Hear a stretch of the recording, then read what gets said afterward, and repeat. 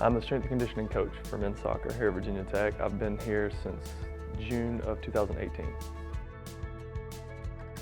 Virginia Tech started using Polar Team Pro in June of 2018. The system in itself is a sensor that is attached to a heart rate strap that goes around your chest. The strap itself has a heart rate sensor on it that will collect heart rate data during training. The sensor has a GPS hardware inside of it that allows us to track distances, speeds, sprints, accelerations, decelerations. Real time, this data or this information is sent to an iPad during training, practice, or competition. It also stores it on the sensor. After we finish with training, practice, or competition, I take the data, or I take the sensors inside, I download them on a dock, and then it gives me more information versus what is shown real time on the iPad. During practice, a lot of times we'll have athletes that run over to the iPad, want to see how far they went, want to see how many sprints they've had. So, sometimes this can be a deterrent. I have to be like, hey, we'll go look at them later. But it is competitive in that nature, because when we're in a situation where we're developing, like over the summer, we took the data from last year, we took the data from last fall, and we said, okay, this is what our average week is going to look like during the fall.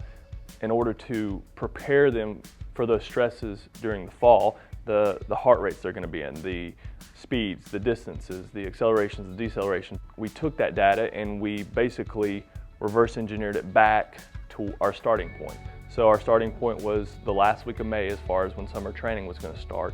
So we took where we were going to end up, and then we incrementally, progressively backtracked to where we were going to start. So every week during the summer we have a quota that we want to fill, and the guys know what they are, and they know that we have training Monday through Friday, and then Saturday is our quota day. And what that is if you don't make your quota, everything's individual based. If you didn't get enough sprints, you're going to do sprints. If you didn't get enough distance, you're going to go do a longer run. If you didn't get enough high-speed yardage, you're going to do some longer sprints.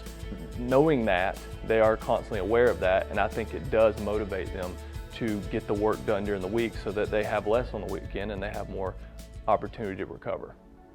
So during a game, we would look at, depending if it's at the beginning of the season, we may have certain quotas that we want to reach.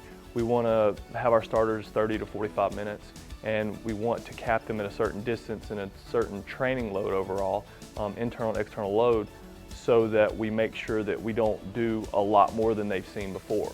So going in, we'll know what the hardest practice they've had in the past 2 weeks is.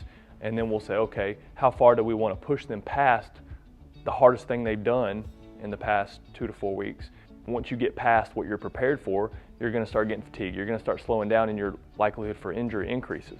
When I am programming, and I program a 2-minute run followed by a 1-minute active recovery on the ball followed by a 2-minute run, I know what that output's going to be. So as I do program over the summer as to I want them to acclimate up to 15 miles this week or whatever the number is, I can make a really good educated guess as to if I put this in there, I'm going to get this outcome, and it's going to help us achieve this goal.